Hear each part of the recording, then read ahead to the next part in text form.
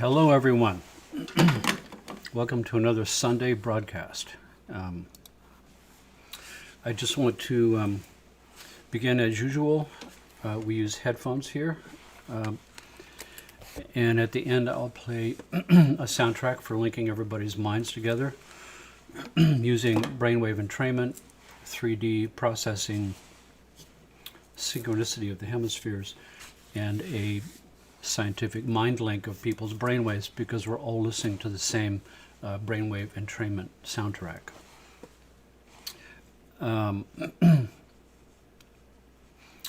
Last week we talked about the underpinnings of language itself, the acquisition of language, how that eventually became sounds turning into words, turning into language, turning into written forms of language, symbols to stand for the various sounds.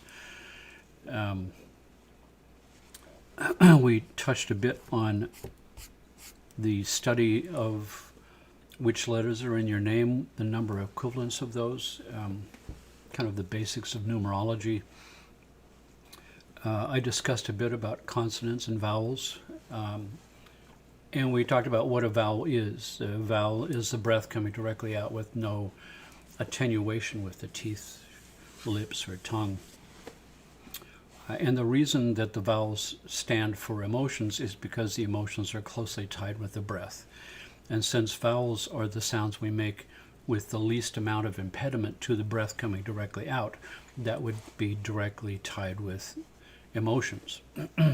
Whereas the intentional attenuation of lips, teeth, tongue, palate to manipulate the sound is a more mental activity. So that would be why the consonants are associated with mental activity.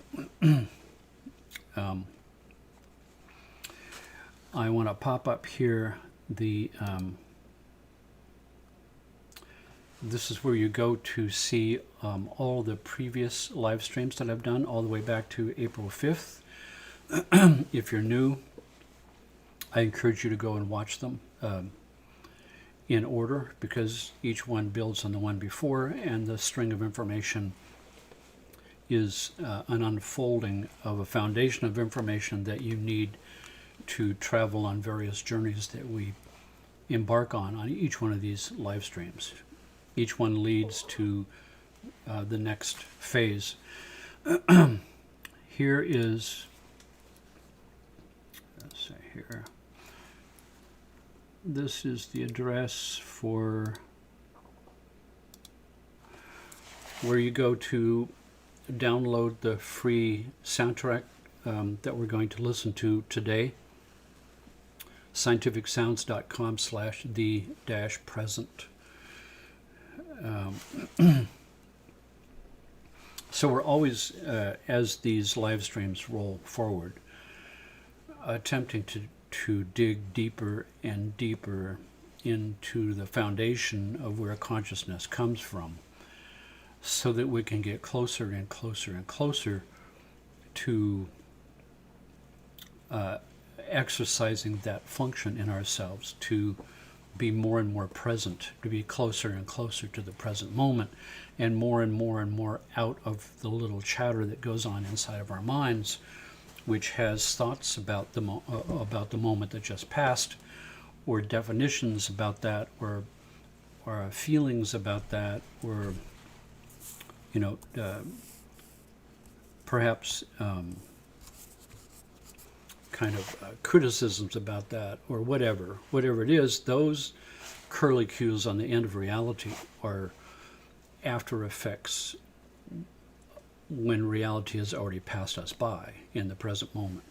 By the time you think about the present, it's already gone.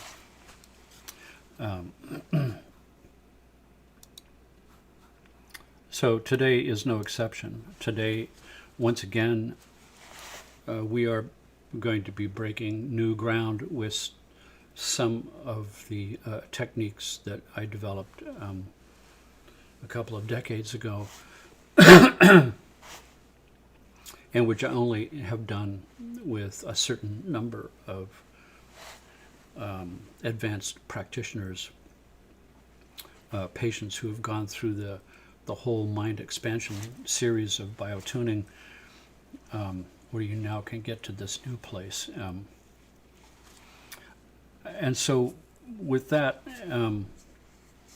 there's this phenomena in how the brain works. It's called accommodation, and it's one of the ways in which the body obeys rule number 2. So if you remember from a previous broadcast, when I talked about the fact that the body runs on pretty simple rules. Rule number 1, survive at all costs. Rule number 2, do no self-harm. And a subset of rule number 2 is get the most work with the least amount of energy expended. In other words, conserve, in this case, your life energy. Squeeze the most work out of that you can. Don't waste your life. Wasting your life is essentially doing self-harm.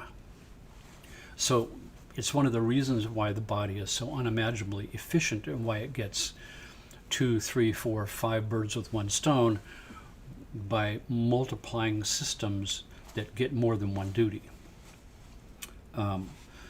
So accommodation is one of those ways in which the body conserves energy and gets the most work with the least amount of energy expended. And an example of accommodation is all sensory information that comes from my 5 senses coming into my brain is basically there to analyze the world situation through 5, actually 6 different channels of information processing: visual, auditory, kinesthetic, smell, taste, touch.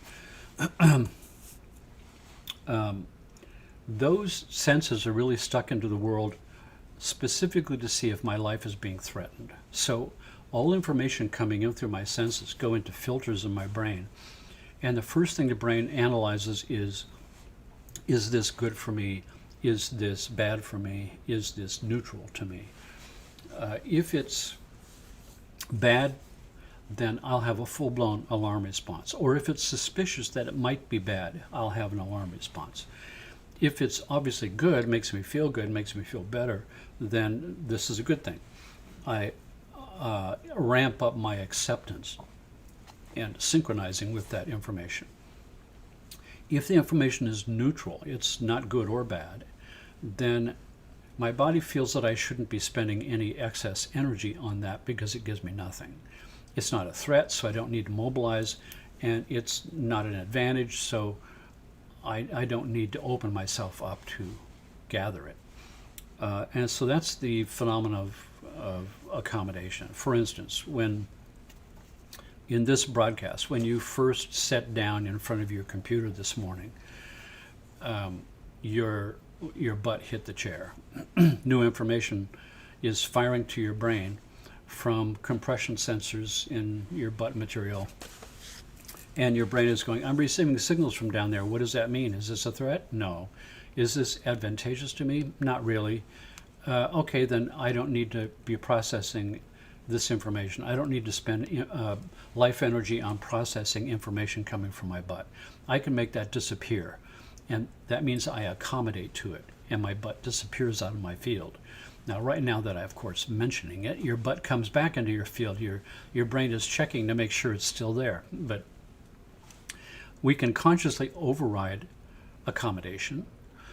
For instance, you've accommodated to your big toenail. There is no reason to be concentrating any information on your big toenail, but if I direct you to concentrate on seeing if you can identify your big toenail right now, place your attention there, that's a conscious override. And that's actually one of the seed techniques from the esoteric secret societies in fostering what we now call mindfulness, this idea of going into a state of no mind, no criticisms, no thoughts about, no descriptions of, getting closer and closer and closer to a moment, and simultaneous with that moment, which is before a thought.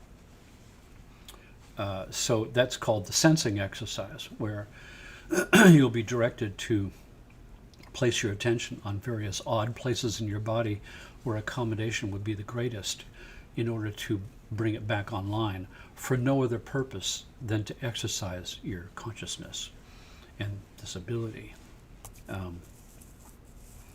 I do remember when I was going to art school in the 60s. I went to art school in 1966 and graduated in 1970. That was quite an experience. One of the experiences was in drawing class. So you come in with these special drawing pencils, and you have special drawing paper and big pads, and everybody's got either this pad on a big desk, or you've got an easel of some kind. And the very first day in this class, we all are sitting there waiting, and the teacher comes in. And this teacher, by the way, was an ordinary looking guy who I firmly believe was Buddha in disguise, because of the things that happened in this class. So the very first day, he says, everybody,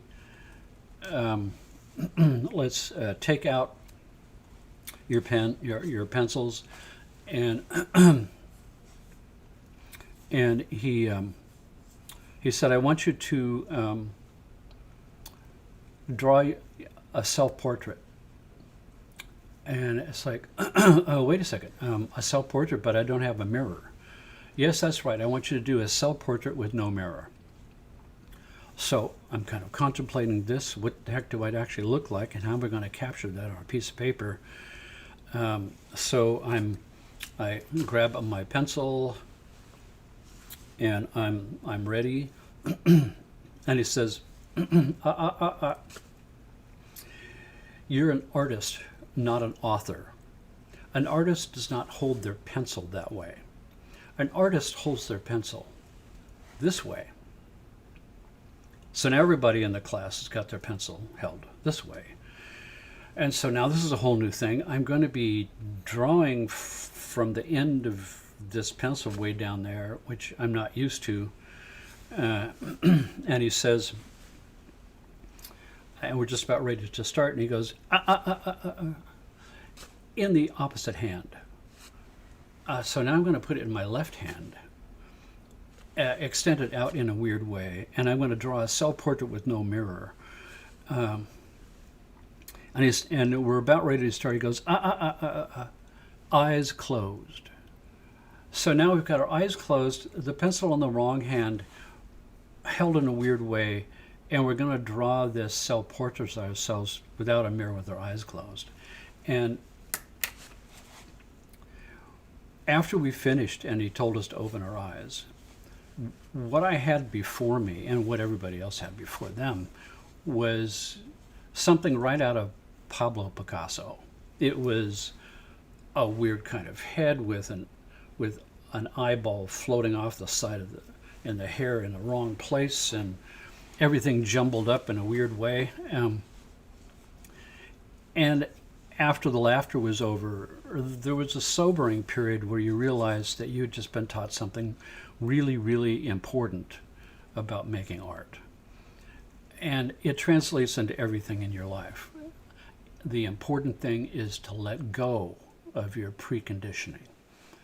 The preconditioning is that I have to hold my pencil this way, not this way, and I have to hold it in my right hand, and I have to have a mirror, and I have to have my eyes open.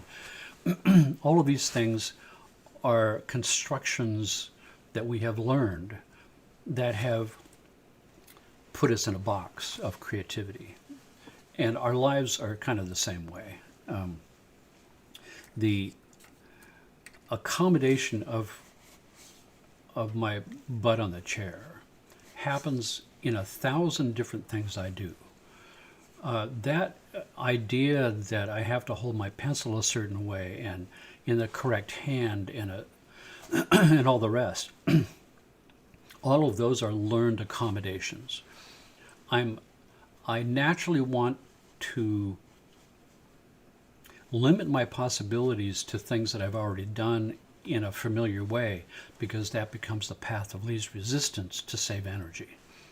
And so I constantly fall into these habitual routines and habitual habits and habitual ways of thinking and habitual ways of looking at things in order to save energy, to obey rule number 2. And although rule number 2 is there for a specific purpose, for my survival, to help me survive, it's counterproductive to the cross current to that, which is my desire to wake up. And waking up is intentionally working against accommodation and against dogma and against crystallized forms of ways of thinking and ways of being and ways of walking and ways of dancing and ways of looking at things, and how I look at myself. So the one thing in my field that I accommodate most psychologically is me. I accommodate to myself. I don't see myself in the field of things at all. Or as Gurdjieff would say, I'm asleep to myself. Really, I'm accommodating myself. When I look in the mirror, I see my face, but my face is in the context of a face I kind of always see. I'm not really looking at my face.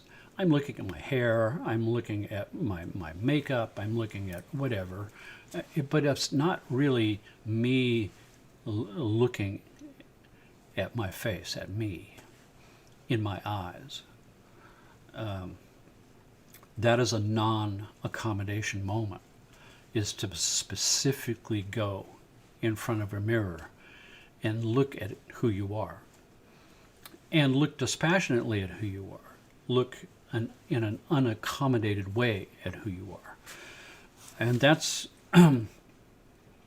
where we're going today, with how we can make that process happen scientifically using a new form of using sound that is beyond entrainment. If we, each of us starts in a water environment in the womb, floating weightless, and the embryos at a certain stage of development are pretty much completely indistinguishable from each other. They all have gills. We had gills. We were water beings in the beginning. These close up and lungs develop, but in other species they don't, like in a fish. But you can see in this beginning phase, all of us kind of go through our own personal complete evolution phase.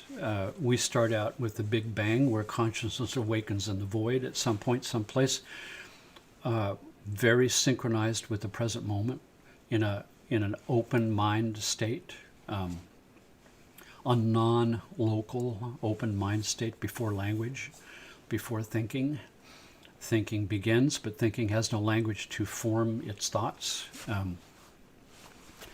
And then as what's called the zygote, which is the cells multiplying, constructing a multicellular being, goes through all these various stages where we eventually become a human being.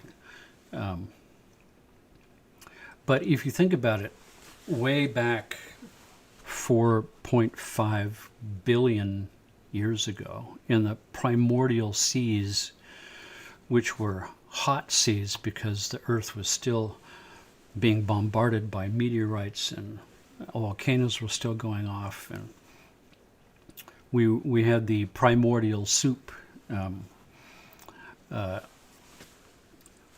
and there was a certain point of time when single cell organisms are in the primordial soup, duking it out for the little food morsels, competing against one another for food. And then something happened, something indefinable happened that nobody really knows what it was, and that's the fact that some of these single-celled organisms began to combine together with other single-cell organisms in groups, forming symbiotic relationships. It appeared that life discovered that it's more efficient and a survival advantage to work together and cooperate than to compete. And that became the beginning of the differentiation of multicellular organisms that arose in all kinds of different forms, where for here we follow this string, single cell organisms began to combine together and form multicellular organisms that eventually come out of the sea, crawl out onto the land, and then become land animals and eventually become you and me. And just like I had described with Gurdjieff's system of the do, re, mi, fa, sol, la, si, where the mi, fa bridge, where you have in the keyboard you've got 2 black keys and 3 black keys and 2 black keys and 3 black keys, where you have do, re, mi, where there's a missing black key. That's the mi, fa bridge, and that's a half step instead of a full step. And nature requires an extra energy source to bridge across that gap. That's why there's no straight lines in nature. In the digestive sequence of human beings, I eat food and I swallow that food. That begins the do of my physical body digestive cycle. Re hits my stomach. Mi goes to my duodenum with digestive enzymes. And to bridge the mi-fa bridge, my first breath of my emotional body, which is the do from my emotional body, becomes the energy necessary to bridge the mi-fa gap in the physical digestive sequence, and it can continue into my small intestines. My emotions are now in an octave where I'm digesting emotional experiences. So that goes to my do and my re and my mi. And my mi-fa bridge from my emotional body is filled by perceptions of myself existing with my mental body. That bridges the mi-fa gap of the emotional body so it can continue to digest experiences, and begins the do, re, mi of my mental body of self-realization that marches forward. But since a sizable portion of the human population never has experiences of themselves existing because they've accommodated to themselves and they've disappeared from their own field, or as Gurdjieff said, you're asleep.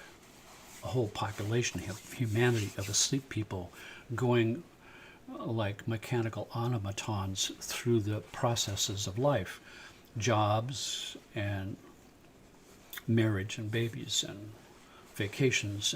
And so similarly, we kind of see the same thing happen with the mi-fa back here, where something happened and the mi-fa bridge got bridged by nature. Nature supplied something, and single-cell organisms began to band together into symbiosis relationships and formed multicellular beings that eventually became you and me.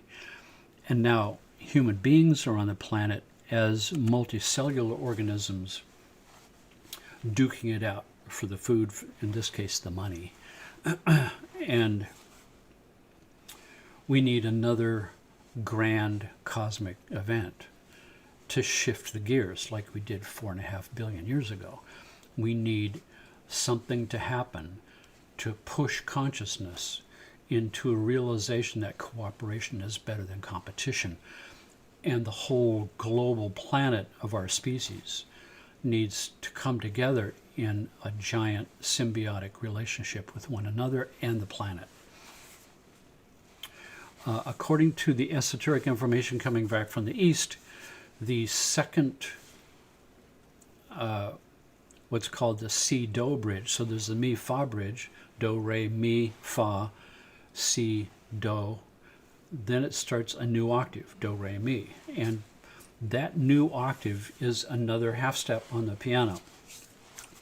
And that second half step was traditionally never supplied by nature. The first one was supplied by nature, the second one is not.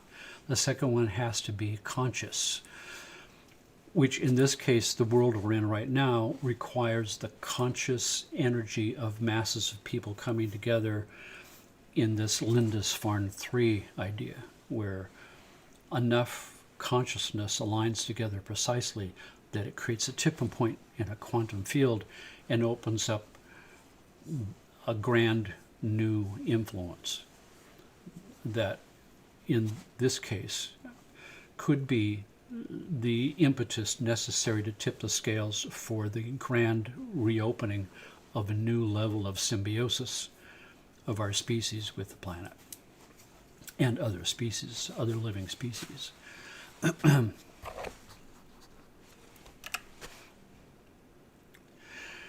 Leading to a global mind that is linked together in a subterranean collective unconscious level, where we begin to open ourselves to a cosmic influence of deep nature, that when we follow the laws of nature, there's the natural unfolding. Our birthright is what we're looking for.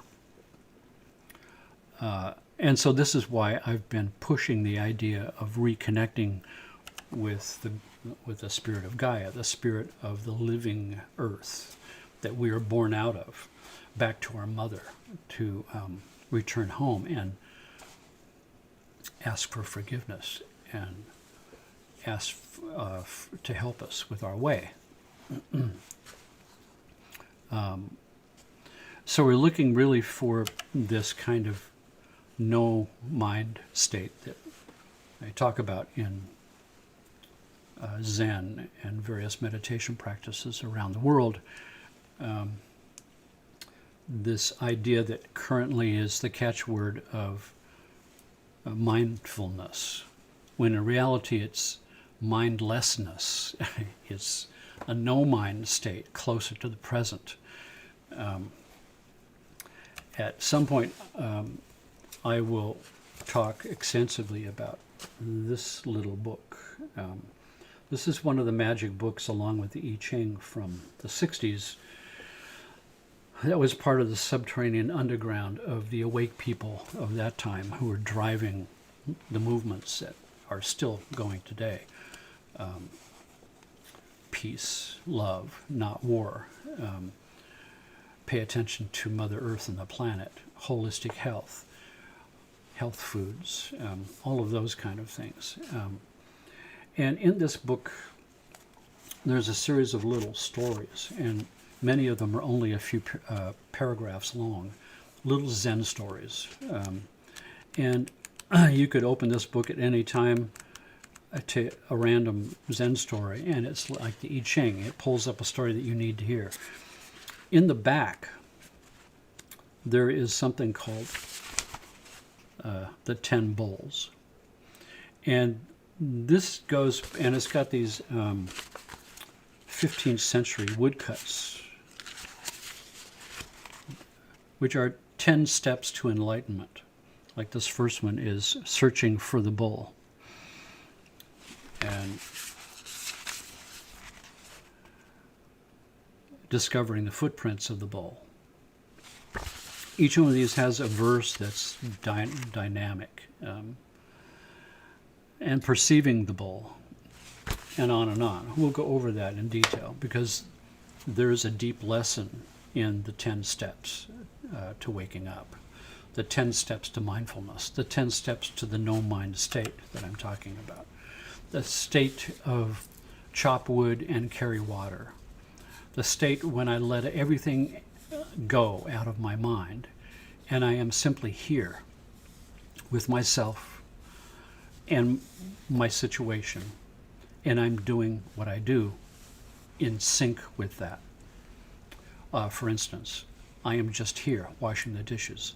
I am just here vacuuming the floor. I am just here reading a book. I am just here sitting in front of the computer screen listening to what I have to say. I'm just here doing what I do.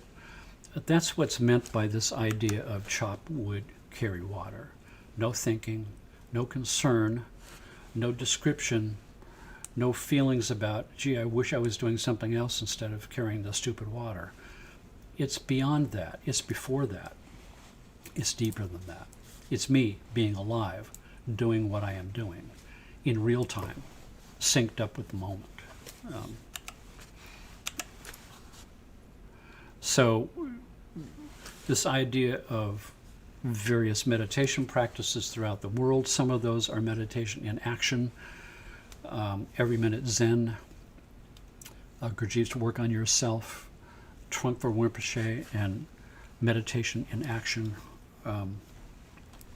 every minute Zen. All of these things is to open up a space in the center of your brain that is here and now and is not filled with the ordinary thoughts. Those ordinary thoughts might even still be going, but you're not involved with those anymore. They're just like heart beating and biochemistry going. It's just another aspect of your body functioning that you are separated from in the present moment, observing like a scientific visitor from another dimension who's never seen a body before.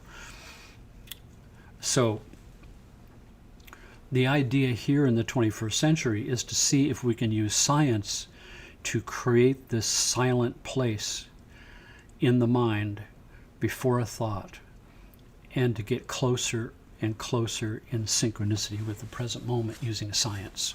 And in this case, the science of sound, how we can do that with sound frequencies.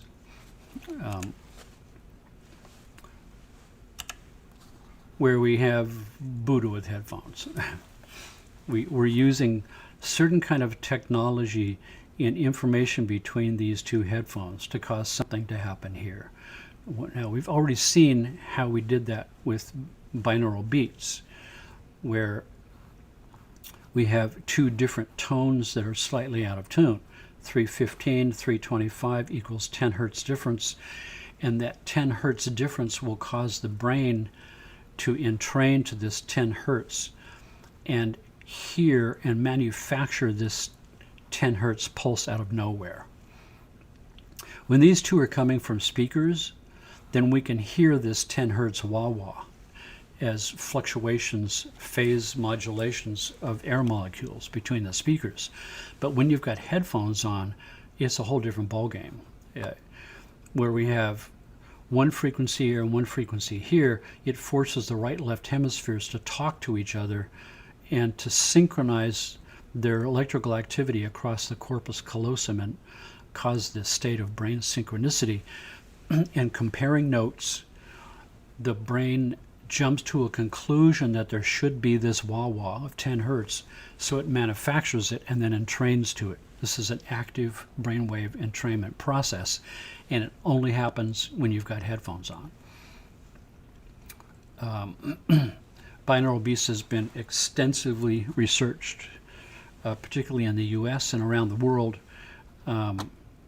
I was part of one of the Duke University studies with what I described before, where we took a Duke University computer program that could test for precognitive ability, and we were able to boost precognitive ability by 273% with a certain soundtrack that had epsilon brain entrainment.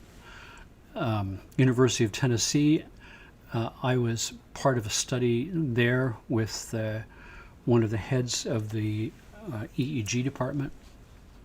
Frontiers of Psychiatry, I was part of a study at UCLA who was using my space sounds for calming psychiatric conditions. The Frontiers of Psychiatry, using binaural beats in order to change agitation states.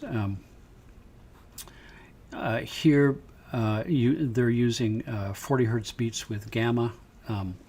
I was part of this study here with beta versus theta, and vigilant task. This was at the University of Virginia Medical School, was the NIH grant of vigilance. You can see the write-up of this research project with NIH on my website under the articles section, vigilance and mood. But we're approaching the brain as an organism that responds to sound pulses pulsing at a brainwave speed, and its propensity, because it's in any kind of unknown new experience, has to be evaluated to see if it's a threat to my life, which is why the two hemispheres talk to each other when there's different tones in each ear. We're going in a slightly different direction, but using that same mechanism of the brain that analyzes new experiences and jumps to a conclusion and manufactures something out of thin air that was never there in the first place because it's expecting it to be there.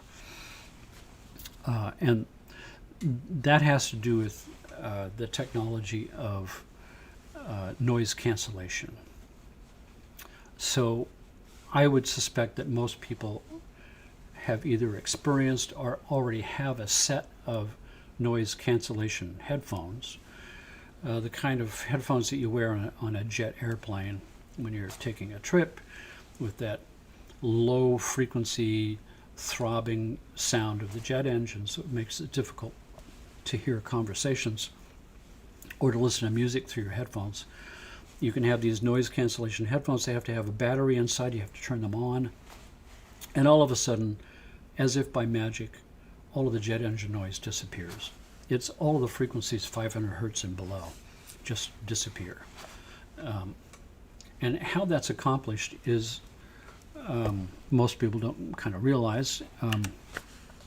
Basically, each headphone has electronics built into this headphone, and it's got a microphone that's recording the ambient noise around you and passing it through electronics that will invert that sound 180 degrees out of phase. And so here's the regular sound wave, and here's its reverse. So every downswing is inverted to an upswing. It's called inversion. You flip it upside down. So all these downswings, these two downswings become two upswings, and the upswing becomes a downswing. And when you superimpose these on top of each other, all of it cancels each other out. So if you apply this phase canceling to all sounds below 500 hertz, then the jet engine noise disappears. It's all done within each of the two headphones. So most people don't realize that you've got these headphones on with two right and left microphones and right and left mini processors that is listening to ambient sound and playing a recording of that ambient sound flipped 180 degrees out of phase to phase cancel out. So if we took the filter off, the 500 hertz and below filter, if we took that filter away and had the phase cancellation of all sounds, then when you put those headphones on, all sounds would disappear. You would hear nothing electronically. It's electronic silent zone with headphones on. But of course, that's not commercially viable. Nobody wants to hear nothing. People want to be able to hear conversations and all the other stuff that's going on without the constant low frequency rumble of the jet engines going on. So if we look once again, here's the phase cancellation phenomena. Two signals of the same frequency that are 180 degrees out of phase with each other will cancel each other out. So here's one. Here's the one, a normal sound, and here's the recording of that sound where every valley has got a peak meeting it, and the two of them completely phase cancel everything out. So in phase cancellation headphones, we've got the external sound, the up, down, meeting the down, up, where it's mirror imaged 180 degrees out of phase, playing the little microphone is recording this and playing it back through the headphones 180 degrees out of phase, and everything phase cancels out to 0. Now, if you want to have that going and you want to listen to music at the same time, your music circuit is a separate circuit. So the low frequency jet noise is being phase canceled with this little microphone setup, but the music is on a separate circuit and is not being attenuated in any way. As a matter of fact, back when I was first experimenting with this 20 years ago, I began to think about how we could do this with, say, a room. For instance, I want to soundproof my bedroom so I could sleep at night. And the problem is that soundproofing material is extremely expensive. It's a couple of $100s for a square of soundproofing foam that you would put on your wall. So your wall could easily cost $2,000 or $3,000 to soundproof. You'd have to put it on the walls and the ceiling. And essentially, if you're on the second floor, there's not much you can do about the floor except put a nice big thick carpet there with a foam pad underneath. That would help. But I was thinking if I could take the transducer, the same kind of transducer that I've got on my sound table, and I could attach it to the wall would become a sounding board. And if I put one every 6 feet on the wall, and I had the phase cancellation technology, so the sounds outside my room that are also using my wall as a sounding board, those sound waves would be recorded by the microphone inside the transducer, and the transducer would play that sound back 180 degrees out of phase and phase cancel the sound at the wall. And so the room really would be 100% silent.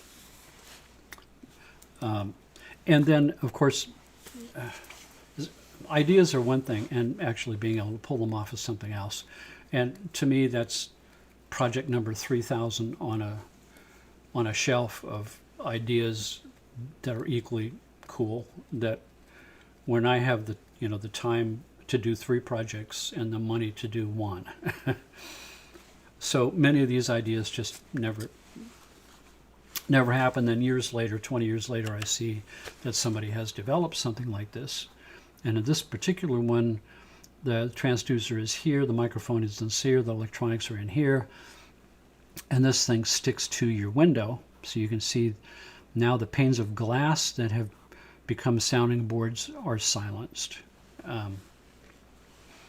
So somebody actually did this.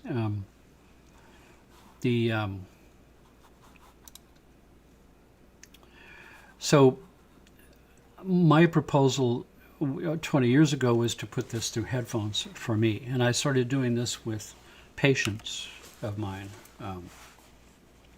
with your voice tone. So if you remember, I'm using heart rate variability and a sound sweep, and the sound will reach a sweet spot for me, and I will see the stress response on the heart rate variability go to 0. Homeostasis, that's what I'm looking for. A prerequisite for healing. We have to be able to push in the clutch to 0 stress in the autonomic nervous system. So once I can find a frequency that does this, then I'll have you sing that note, and I'll record it with 3D microphones, so it becomes very real. And then it's your voice slowed down by all these various octaves played through your body and through headphones, so that only your unconscious mind can recognize the unique set of harmonics and overtones of your voice. So we're using primal subconscious pattern recognition of the harmonics of my own voice to wake something up deep inside of me. Aside from the fact that the sound waves themselves are causing this autonomic nervous system response of, I feel safe, I feel 0 stress. And then we take those same and we untune some of the harmonics of the voice from the right and left ear, so we create binaural beats built right into the harmonics of your voice to entrain your brain waves. And your brain jumps to a conclusion, manufactures the binaural beat pulse, and then entrains to that. And that entrainment frequency is an octave of this tone that makes homeostasis. So it all kind of is working together. So in this case, in the beginning, what I was doing was taking your voice that is now in your ears, that the harmonics are untuned to create the binaural beats, forcing the hemispheres to synchronize and manufacture this pulse and entrain to it. And I was taking this voice and rotating at 180 degrees out of phase. And now I'm creating silence and consciousness. Because when you have if you have a sound in both speakers, and you rotate this one 180 degrees out of phase, and you put your ear in front of each one of these two speakers, you'll hear the sound coming out. But if you get dead center in between, there's a zone where the air molecules of 180 degrees out of phase are creating a zone of silence in between those two speakers, because you're creating an active physics principle of sound wave phase cancellation in the middle. As a matter of fact, speaker box design spends a lot of time and energy making mathematical calculations to make sure that you don't end up with reflective sound waves coming off the insides of the speaker cabinet, creating phase cancellation and messing up the sound coming out of the speaker. So in this case, what would happen if we had the sound and is 180 degrees out of phase with headphones? Because we don't have air pressure wave phase cancellation anymore. We're tricking the brain one more time. The brain knows that each hemisphere is listening to the opposite ear, and the two hemispheres are synchronizing up, and they're expecting this phase cancellation to happen, and so the brain makes it happen. The brain jumps to a conclusion and phase cancels itself. It causes a scientific, technological version of silence in the mind.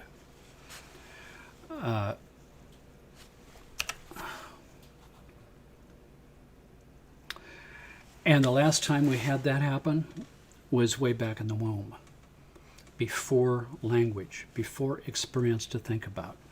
At one point, each one of us already has experienced this mind state. We know someplace deep inside what this no mind state is like. And this is a way of technologically picking the lock to trick the brain into making a no mind state. And that is what we are going to be doing today with this soundtrack. This will be, once again, the first time that I've ever done this with a group of people. So once again, as with IOTA 1 and IOTA 2 and a number of other things we've done here, this will be a first. And the soundtrack that you will be able to download is also a unique soundtrack. No one in the world will have it except for you. The effects of this differs from person to person on how effectively you experience it. You should experience, for me, I experience a space open up in the kind of metaphorically in the middle of my brain, middle of my field of consciousness. And then the same thing happens. I've got iota brain entrainment going, so we're deep down, once again, talking with Gaia and at the respiratory rate of plants and green things. Except this time we're going into a deeper zone. A deeper zone that's more primal. But we're going on this journey. We're taking this journey to a deeper place that's a more primordial place with the scientific version of turning off the mind space and opening us up to a more zero mind place, which is a requirement for getting closer to the present moment. But we're doing it with one of the more primordial sounds which is ocean sounds. And the reason I believe that is because when I was doing a recreation of the womb environment, one of the primal sounds that you would be hearing floating in the womb as a fetus is this bubbly water sound, an underwater sound. And superimposed on top of that would be your mother's respiratory sound, because the diaphragm here is right above where the womb is, where you are. So you'd be hearing your mother's respiratory sounds, but as I said before, the eardrums are extremely microscopically small, and sound waves have size. Therefore, the sound of your mother's inhales and exhales, amplified through the body water into the womb, would appear to be massively slowed down. And when you take respiratory sounds and you slow them down by the required amount, and you mix it with the underwater bubbly sounds, it sounds just like the ocean. Respiration slowed down sounds like the ocean. So at a subconscious level, the ocean has always stood for the grand collective unconscious, metaphorically. From Carl Jung and Milton Erickson and NLP, everyone pretty much agrees that the most primordial of all deepest subconscious metaphors is ocean water. We're ocean beings, right? We evolved out of the ocean. Our blood, the plasma in your blood has got electrolytes, and two of the electrolytes are sodium and chloride. That's salt. So your blood plasma is salty, just like salt water. So in a sense, when we evolved out of the ocean, we crawled up on land. The body that we built in order to do that was basically water beings with a spacesuit.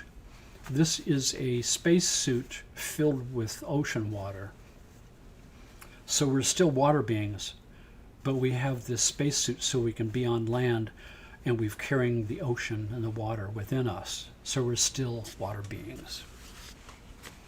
So I think that ocean is the go-to place for me, always to get to the deepest part of the unconscious mind. So, besides, it's an ocean planet. 2/3 of the Earth is ocean and ocean beings. We're land animals, and we think that this is the whole thing. But the big unexplored mystery of our whole planet is under this water. That's where the real action is. So the Earth itself is a water being. And all of us on land are water beings in spacesuits, so to speak. And when we go deep enough into the bottoms of the sea of our unconscious mind, metaphorically, that's where we see these archetype images. The archetype images of Atlantis or Lemuria, whether those places actually existed or not. According to Plato, they existed. Whether you believe that or not doesn't matter, because each of us carries in our deepest unconscious imagery these fantastical, magical places, and the concept where humanity is much more ancient than we've been told, and there were advanced civilizations more advanced than ours now, hundreds of thousands of years ago or millions of years ago, who played around with forces they had no business playing around with. Just because you can do something doesn't necessarily mean you should do it. And I think we're here again learning that lesson. But back to the bottom of the sea, where we can meet ocean Gaia, more primal Gaia than we met before, where we went into the prehistoric canyon and followed the river. And now the river has flowed past our meeting with Gaia there on land with her creatures, and we passed to new zones where this river leads to the sea and the ocean itself. And then eventually we go down into the ocean, and there's Gaia to teach us a deeper reality of ourselves as water beings, surrounded by her, cadre of dolphins and sea creatures and everything else. So that's essentially what this journey today is all about. We're using phase cancellation technology, where the right-left information in the headphones is not only out of tune with binaural beats to entrain our brainwaves to iota, a deep stage of iota, but in addition, the right-left sides have been swiveled 180 degrees out of phase so that we create silence in consciousness. The effect of this tends to be more pronounced after the soundtrack is over. When you're back here in reality, you should feel the difference, in particular after you listen to it every day for a week. You'll see that the chatter, that your mind is different, that you're more centered, that you're more here. And there's not a lot of clutter going on up here anymore. There's a space, there's a breathing space in your brain. With that said, headphones on.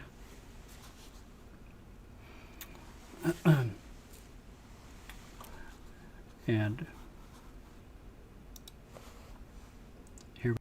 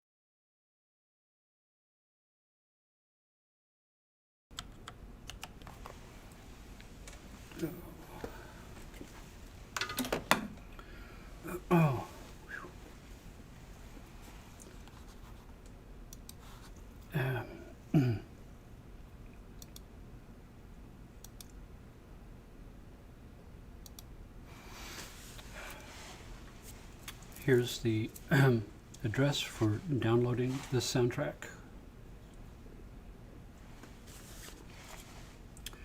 This is a good soundtrack to wear headphones and do the dishes with, to see how different that is than sitting with your eyes closed and having.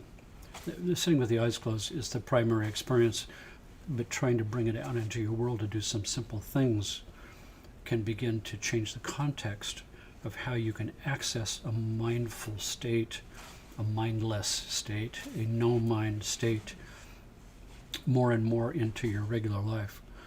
And part of one of the big things that we're trying to accomplish here is, when I first started this back in April 5th, is to give methods and techniques to alleviate the stresses of the weird situation that we are in presently in the world, and to manage that stress. And part of that is a scientific way of stress reduction, which is what this is all about. The second is to change the situation, which is what the mind link is all about. And the third is to change my personal reality, which is what all of this entrainment to bring me into a no-mind state is all about. 3 birds with 1 stone. So thank you all. Peace and love and health. I'm fine down here in San Diego. The fires are 3 hours north of me, so we're still escaping the worst of all of that. I hope all of you are safe. Please take care and stay healthy, and I will see you here in 1 week next Sunday.